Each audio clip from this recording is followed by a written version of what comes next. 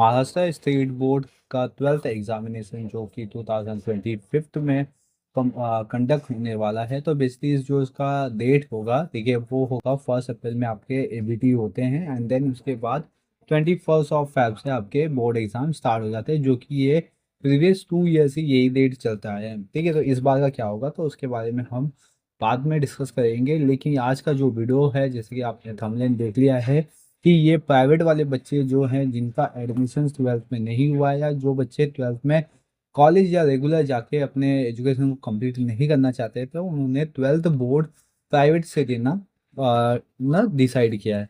तो अब आपके जो प्राइवेट फॉर्म है for the 12th and the 10th standards के लिए, वो ओपन कर दिया गया है आज से। ठीक है, तो यहाँ पे आप देख सकते हो कि ये जो ऑफिशियल वेबसाइट है, ठीक है, इसमें से मैंने ये नोटिस निकाला हुआ है बेसिकली। ठीक है, इसमें आप फॉर्म नंबर 17 यानी कि 17 नंबर जो फॉर्म है, ये ऑनलाइन मेथड से फॉर्म को फिल कर सकते हो। और ये कब से स्टार्ट है? आज से इसको स्टार्ट किया गया है। तो इसका जो ऑफिशियल वेब साइट है, यहाँ पे सकते हो, ये ऑफिशियल साइट है, यहाँ पे जाके आप ऑनलाइन फॉर्म फिल कर सकते हो।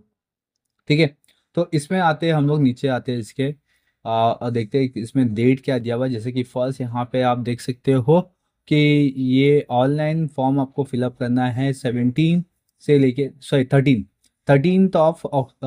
ये अगस्त से लेके, देखिए, आपको 30 सितंबर तक का टाइम दिया गया है। यानी कि आप देख सकते हो मोर देन 1 मंथ का टाइम दिया गया है। तो जो बच्चे फॉर्म को फिल नहीं कर पाते हैं लिमिटेड टाइम के अंदर, तो यहाँ पे इस बार महाराष्ट्र स्टेट बोर्ड ने आप लोगों को कम से कम 1 महीने से ज़्यादा का टाइम दिया हुआ है। तो दैट इज में आप फॉर्म इजी तरीके से फिलअप कर सकते हो। फॉर्म को फिल करके प्रॉपर तरीके से इसका प्रिंट आउट ले लीजिए। ठीक है, क्योंकि आगे चल के आपको ये जो आपके स्कूल या कॉलेजेस है, ठीक है, जहाँ पे आपको सबमिट करना है फॉर्म, तो वहाँ पे आप ये फॉर्म को सबमिट कर सकते हो। ठीक है, यहाँ तक कि बहुत सारे ऐसे बच्चे हैं जो प्राइवेट फॉर्म फिल करना चाहते हैं, तो आप कॉलेज से भी फॉर्म को फिल कर सकते हो। कॉलेज में जाइए, वहाँ पे आपकी मदद किया जाएगा, तो आपको वहाँ से फॉर्म फिल कर दिया जाएगा।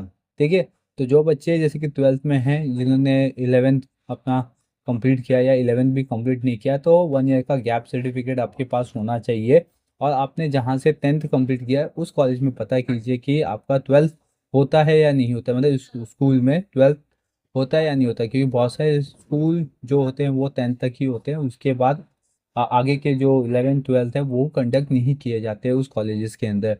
ठीक है, तो अगर आपके स्कूल कॉलेजेस में होते हैं, तो वहाँ पे जाके आप उनको पूछिए कि मुझे 12th का फॉर्म भरना है, प्राइवेट फॉर्म भरना है, तो वो आपकी हेल्प कर देंगे। ठीक है, देन यहाँ पे आपको 13 अगस्त से स्टार्ट होगा, यानी कि आज से आपका फॉर्म स्टार्ट हो चुका है, और 30 सितंबर तक आपके फॉर्म चलेंगे। एंड देन यहाँ पे आप देख सकते हो नेक्स्ट थिंग, यहाँ पे अगर जो बच्चे ये डेट के अंदर फॉर्म फिल नहीं कर पाएंगे, तो आपको और भी टाइम दिया गया, जैसे कि फर्स्ट, यहाँ पे देख सकते हो 1 अक्टूबर से, ठीक है, 30 अक्टूबर तक जो लेट पेमेंट फीस होता है उसके थ्रू आप फॉर्म को फिल कर सकते हो।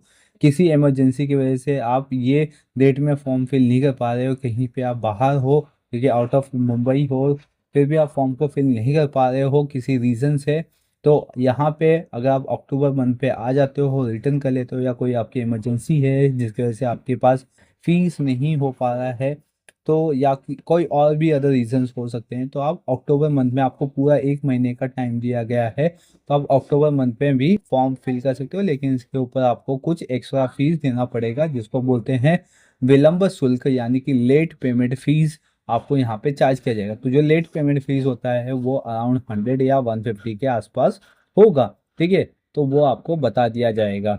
देन अब आते हैं नेक्स्ट वन, कि इसके लिए क्या क्या आपको इम्पोर्टेंट बातें याद होनी चाहिए। ठीक है, जैसे कि फर्स्ट तो यहाँ पे आपको लिखा हुआ है कि जो आपका ऑनलाइन पद्धति से यहाँ पे फॉर्म भरना है, ठीक है, ऑफलाइन यहाँ पे स्वीकार नहीं किया जाएगा, मतलब ऑफलाइन आपको कोई भी सबमिशन नहीं दिया जाएगा। तो इट मीन्स आपको ऑनलाइन ही जाना पड़ेगा।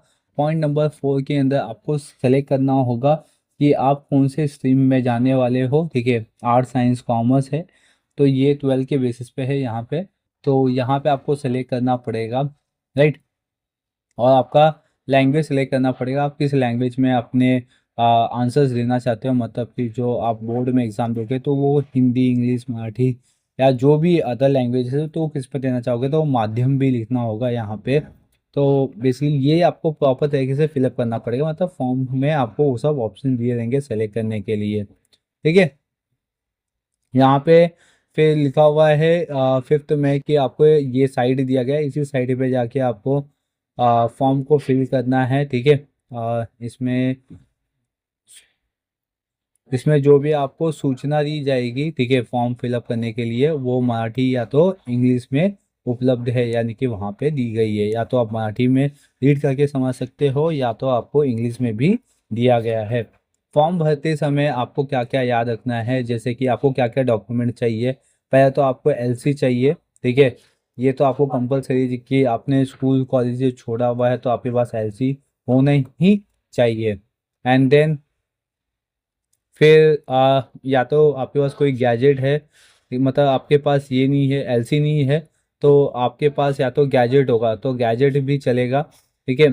फिर आधार कार्ड चाहिए आपको, आपका पासपोर्ट साइज फ़ोटो चाहिए, राइट। और ऑनलाइन भरने के लिए आप ये जितने भी डॉक्यूमेंट है प्रॉपर तरीके से इसको स्कैन करके अपलोड करना पड़ेगा, ठीक है। तो इसीलिए ये जितने भी डॉक्यूमेंट है, आधार कार्ड, फ़ोटो, साइन, ठीक है, या तो आपके जो लिविंग सर्टिफिकेट है वो सब यहाँ पे आपको प्रॉपर तरीके से स्कैन करके अपलोड करना होगा।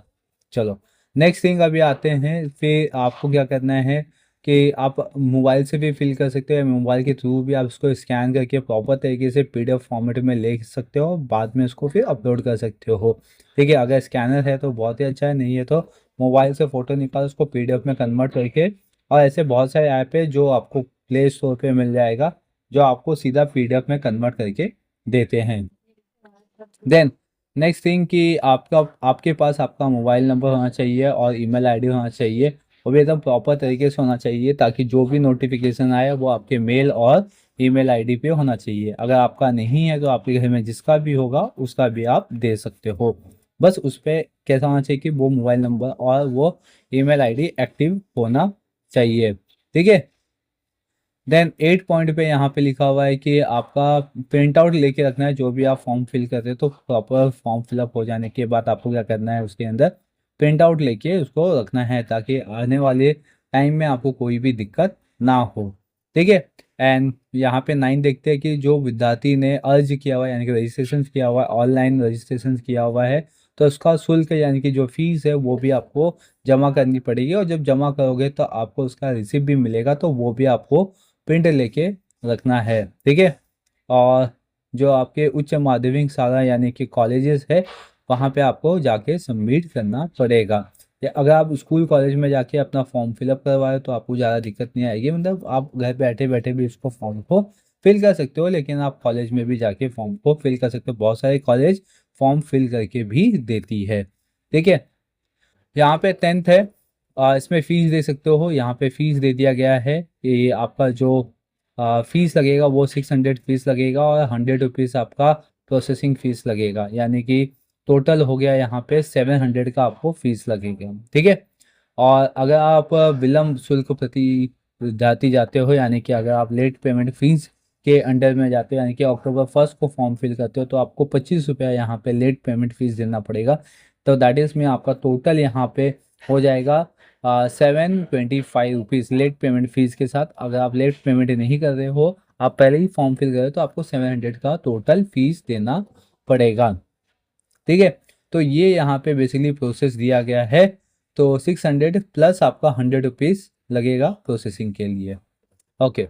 और यहाँ पे आपको ध्यान देना है कि जब आप कोई भी चीज़ यहाँ पे अपलोड कर रहे हो तो प्रॉपर तरीके से अपलोड कीजिए, ठीक है। कोई भी ऐसा फॉर्म या डॉक्यूमेंट ऐसा इनकम्प्लीट नहीं होना चाहिए, प्रॉपर तरीके से उसको अच्छे अच्छे तरीके से एनालिसिस करके फॉर्म को फिल करो, कोई भी मिस्टेक्स भी नहीं होनी चाहिए, ताकि आगे चल के आपको वो फॉर्म को एक्सेप्टेड नहीं किया जाए, सबमिटेड नहीं किया जाए, तो जिसकी वजह से आपको प्रॉब्लम आ सकती है, ठीक है। मतलब फिर बाद में चल के आपका कोई भी हॉल टिकट या कोई अदर एग्ज़ाम कंडक्ट नहीं किए जाएंगे। तो इसके लिए आप जब भी फॉर्म को फिल कर रहे हो तो एकदम प्रॉपर मेथड में फॉर्म को फिल कीजिए, ठीक है।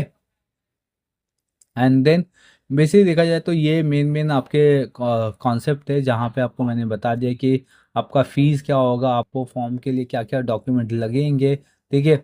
और डॉक्यूमेंट के बाद आपको बता दिया मैंने लेट पेमेंट फ़ीस कितना होगा। तो ये सब आपकी मेन है, जो डेट है वो डेट याद रखना है कि आपको इसी डेट के अंदर फॉर्म को फिल करना पड़ेगा। तो ये तो क्लास 12th के लिए था, ठीक है? कोई भी स्ट्रीम से आप चूज़ करना चाहते हो, ठीक है, कॉमर्स, आर्ट्स, साइंस, तो आप यहाँ पे फॉर्म को फिल कर सकते हो। अगर हम नेक्स्ट थिंग आए, यहाँ पे आप देख सकते हो ये 10th बच्चों के लिए है, जो बच्चे 10th में हैं, ठीक है, और उनको भी प्राइवेट देना है, ठीक है, तो वो भी यहाँ पे प्राइवेट फॉर्म को फिल कर सकते हो। और यहाँ पे देख सकते हो सेम डेट आपको भी दिया गया है, 13 अगस्त से लेके 13 अगस्त से लेके 30 सितंबर तक के आपके फॉर्म है, ठीक है, और 1 अक्टूबर से लेके 30 अक्टूबर तक आपको लेट पेमेंट फीस चार्ज करके फॉर्म को फिल किया जाएगा। डॉक्यूमेंट जैसे मैंने बताया कि आपको डॉक्यूमेंट वैसे ही लगेगा, ठीक है।